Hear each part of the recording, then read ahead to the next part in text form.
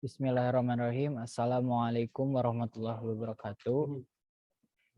Kami dari kelompok 10 akan menjelaskan tentang kami dari dinasti Aghlabiyah, Fatimiyah, Ayyubiyah, dan Mamaliki. Sebelumnya, saya akan memperkenalkan terlebih dahulu kelompok kami. Yang pertama yaitu saya sendiri Muhammad Zabik Apipuddin Abdul Rajak, yang kedua yaitu Ija Tunisa Cahyadin, yang ketiga yaitu Lia Rahmawati. Dan selanjutnya dalam diskusi kali ini ada 4 dinasti yang kami bahas, yaitu Aghlabiyah, Fatimiyah, Ayyubiyah, dan Mamaliki. Aghlabiyah akan dijelaskan oleh Ija, Fatimiyah akan dijelaskan oleh Lia, dan Ayyubiyah dijelaskan oleh Sabik, dan terakhir Mamaliki oleh Lia dan Ija. Langsung saja kita ke yang pertama, yaitu dinasti Aghlabiyah. Kepada Ija di waktu dan tempat kami persilahkan. Baik, terima kasih kepada moderator. Langsung saja, saya di sini akan memaparkan mengenai materi dinasti Aghlabiyah. Dinasti Aghlabiyah ini berdiri ketika Baghdad ada di bawah pemerintahan Harun ar-Rasyid. Pada saat itu, terdapat 2 bahaya besar yang mengancam kewibawaannya Harun ar-Rasyid. Di antaranya, adanya ancaman dari dinasti Idrisiyah yang beraliran Syiah dan adanya ancaman dari golongan Khawarij. Pada saat itu, Ibrahim al-Aghlab berhasil menggagalkan rencana dari dinasti Idrisiyah yang beraliran Syiah dan kaum Khawarij, sehingga berdirilah dinasti Aghlabiyah ini.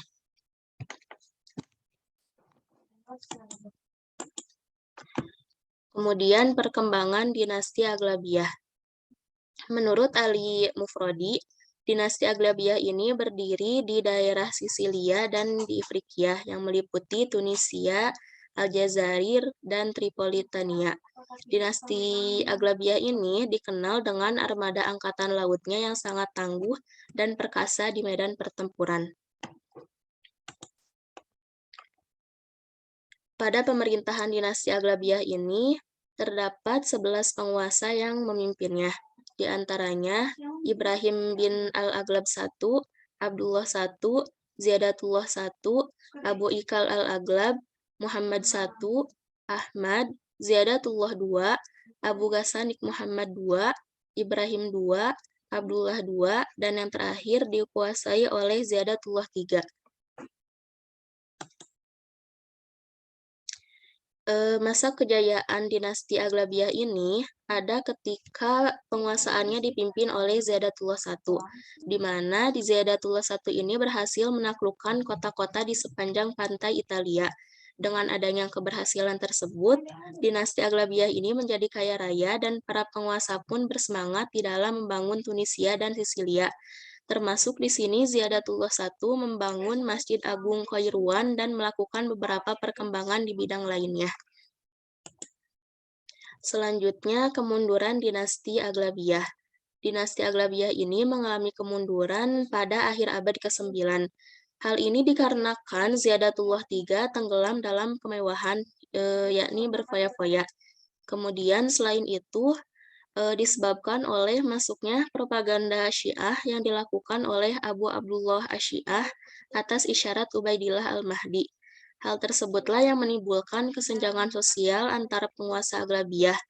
Kemudian puncak kemunduran dinasti Aghlabiyah ini terjadi pada tahun 909 Masehi, di mana kekuatan militer yang dibangun oleh Ubaidillah al-Mahdi berhasil mengalahkan kekuatan militer yang dimiliki oleh dinasti Aghlabiyah.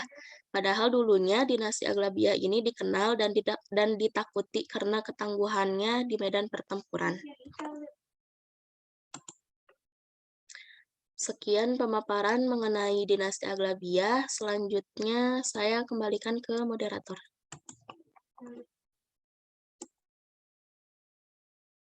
Ada Ija Tunisa. Selanjutnya saya pidato penjelasan tentang dinasti Fatimiyah yang akan dijelaskan oleh Lia Rahmawati. Kepadanya dipersilahkan. Baik, terima kasih kepada moderator yang sudah mempersilahkan waktunya untuk menjelaskan tentang dinasti Fatimiyah. Dinasti Fatimiyah dilatar belakangi munculnya dinasti Fatimiyah ini dilatar belakangi oleh gerakan-gerakan militan dan frontal yang dilakukan oleh Syiah Ismailiyah yang dipimpin oleh Abdullah ibnu Syi'i dengan terampil dan terorganisir. Nah, pada tahun 909, gerakan tersebut berhasil mendirikan dinasti Fatimiyah di Tunisia atau Afrika Utara di bawah pimpinan Said ibnu al-Husain setelah mengalahkan dinasti Aghlabiyah. Next.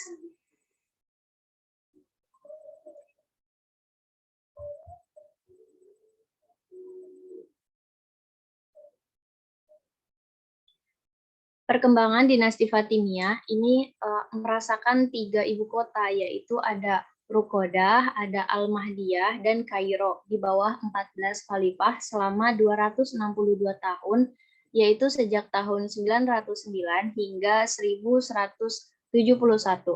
Nah, kejayaan itu dapat dilihat dalam bidang agama dengan toleransi yang tinggi, pendidikan dengan pembangunan universitas dan perpustakaan, kebudayaan dan peradaban dengan kota Kairo sebagai bukti, kemudian arsitektur dengan Masjid Al-Azhar, dan kesenian dengan produk tekstil, tenunan, keramik, dan penjilidan. Next. Kemudian masa keemasan pada dinasti Fatimiyah ini dimulai pada periode Al-Mu'iz dan memuncak pada masa Al-Aziz. Nah, kemajuan ini dapat dicapai dari Khalifah Al-Aziz, itu diantaranya ada bidang politik dan pemerintahan, kemudian pemikiran dan filsafat, dan ekonomi serta perdagangan. Next. Kemunduran dinasti Fatimiyah. Nah, kemunduran ini dimulai pada masa pemerintahan Al-Hakim pada tahun 996 sampai 1021 yang membuat kebijakan kontroversial dalam bidang agama dan terus merosot pasca pemerintahan Al-Zohir pada tahun 1021 sampai 1035 dan musnah pada masa Al-Adid pada tahun 1160 Masehi sampai 1171 Masehi. Kemunduran itu karena adanya faktor eksternal berupa rongrongan dari penguasa luar dan rongrongan dari internal. Kemudian ada faktor internal, yaitu perilaku Al-Hakim yang kontroversi, kemudian khalifah yang masih belia, kemudian ada 3 suku bangsa yang bertikai, ajaran Syiah Ismailiyah yang belum sepenuhnya diterima oleh masyarakat, dan perebutan antara Zuruddin Zinki dengan pasukan salib di Yerusalem terhadap Mesir. Next. Nah, kemudian adanya 3 bangsa besar yang sama-sama mempunyai pengaruh dan menjadi pendukung utama kekuasaan Fatimiyah, yaitu ada bangsa Arab, bangsa Barbar dari Afrika Utara, dan bangsa Turki. Di saat khalifah mempunyai pengaruh kuat, ketiga bangsa itu dapat diintegrasikan menjadi kekuatan yang dahsyat. Akan tetapi, ketika khalifahnya lemah, maka konflik ketiga bangsa itu pun menjadi dahsyat untuk saling berebut pengaruh dan kekuasaan. Nah, kondisi inilah yang terjadi pasca berakhirnya masa pemerintahan Al-Aziz. Sekian, saya kembalikan ke moderator. Terima kasih kepada Lia Rahmawati atas penjelasannya. Dan selanjutnya yaitu dinasti Ayyubiyah yang akan dijelaskan oleh saya sendiri. Dinasti Ayyub adalah sebuah dinasti Muslim Sunni berentis Kurdi yang didirikan oleh Salahuddin Al-Ayyubi dan berpusat di Mesir. Dinasti tersebut memerintah sebagian besar wilayah timur pada abad ke-12 dan ke-13. Dinasti ini berkuasa selama kurang lebih 90 tahun. Latar belakang berdirinya ini dinasti ini karena dinasti Fatimiyah sudah tidak, yang pertama itu sudah tidak kondusif atau tidak adil terhadap rakyatnya. Maka sang pendiri yaitu Salahuddin Al-Ayyubi yang dikenal adil, toleran, dan pemurah juhud menggantikan dinasti Fatimiyah menjadi Ayyubi. Selama 90 tahun itu mempunyai 10 orang sultan. Yang pertama Salahuddin Yusuf Al-Ayyubi, Al-Aziz ibnu Salahuddin, Mansur ibnu Al-Aziz, Al-Adil Ahmad bin Ayyub, Al-Kamil, Al-Adil, Malik As-Salih Najimuddin, Muazzam Tauranasyah ibnu Salih, Syajarah Al-Dur, istri Malik Saleh, Ashraf ibnu Yusuf. Next.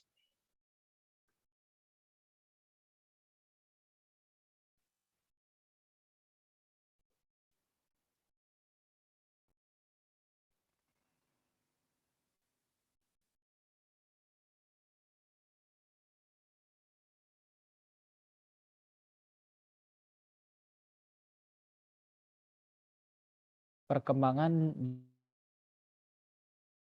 dinasti Ayyubiyah itu diantaranya bidang pendidikan dan arsitektur, bidang filsafat dan keilmuan, bidang industri, bidang militer, dan bidang perdagangan. Pada bidang pendidikan dan arsitektur, pengusaha Ayyubiyah telah berhasil menjadikan Damaskus sebagai kota pendidikan. Ini ditandai dengan dibangunnya Madrasah As-Sahawiyah pada tahun 1230.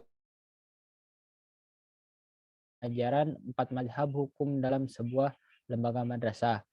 Dalam bidang filsafat dan keilmuan, bukti kontradiktifnya adalah Adlaid of Beth yang telah diterjemahkan karya-karya orang Arab tentang astronomi dan geometri, penerjemahan bidang kedokteran. Di bidang kedokteran telah didirikan sebuah rumah sakit bagi orang yang cacat pikiran. Ini dibuktikan dengan dibuatnya kincir oleh seorang Syria yang lebih canggih dibanding buatan orang Barat. Di bidang militer, selain memiliki alat-alat perang seperti kuda, pedang, panah, dan sebagainya, Salahuddin juga memiliki burung elang sebagai kepala burung-burung dalam peperangan. Ia juga membina kekuatan militer yang tangguh dan bekerja sama dengan penguasa Muslim di kawasan lain. Dan di bidang perdagangan, dalam hal perekonomian, dinasti bekerja sama dengan penguasa Muslim di wilayah lain. Di samping itu, ia juga menggalangkan perdagangan dengan kota-kota di Laut Tengah, Lautan Hindia, dan menyempurnakan sistem perpajakan pada bidang perdagangan.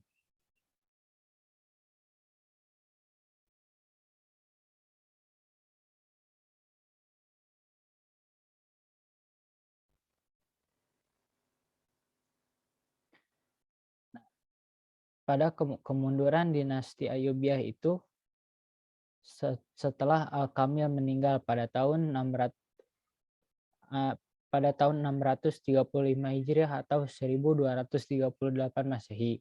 Dinasti Ayyubiyah, pertentangan internal, perang salib ke-6 dapat diatasi dan pemimpinnya.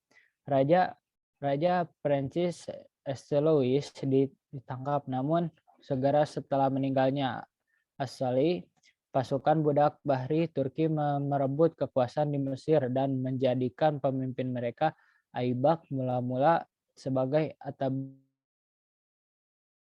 pada tahun 648 Hijrah atau 1250 Masehi. Faktor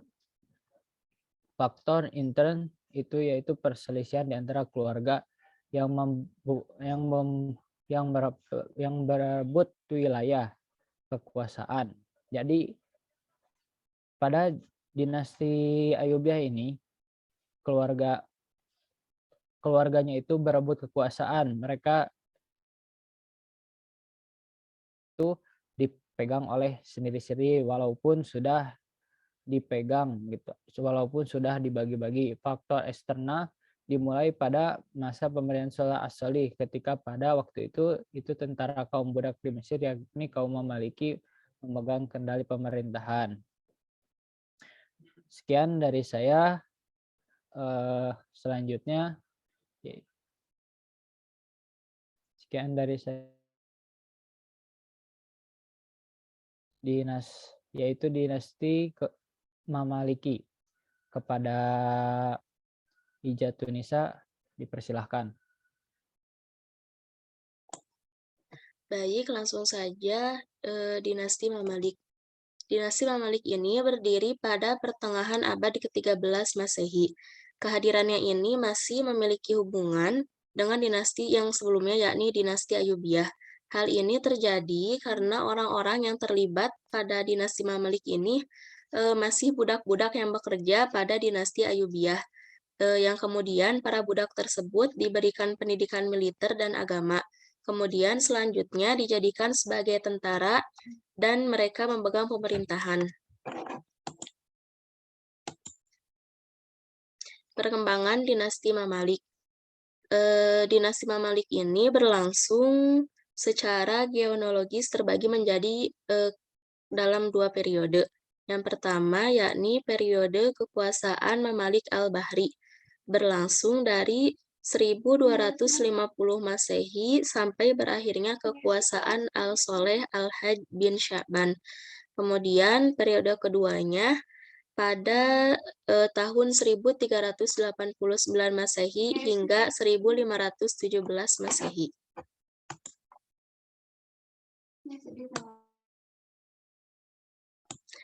Selanjutnya saya kembalikan ke moderator.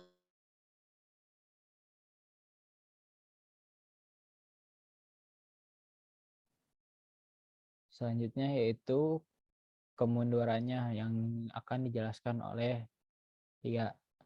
Waktu dan tempat dipersilahkan. Baik, langsung saja kemunduran dinasti Mamalik. Ini bermula dari peralihan kekuasaan dari tangan Mamalik Bahri ke Mamalik Burji. Nah, secara garis besar ini disebabkan oleh 2 faktor. Yang pertama ada secara internal. Nah, diawali dengan menurunnya solidaritas antara sesama militer. Karena hal ini dipicu oleh kehadiran penguasa Buruji yang bermoral rendah, tidak menyukai ilmu pengetahuan, hidup bermewah-mewahan, dan berfoya-foya. Next.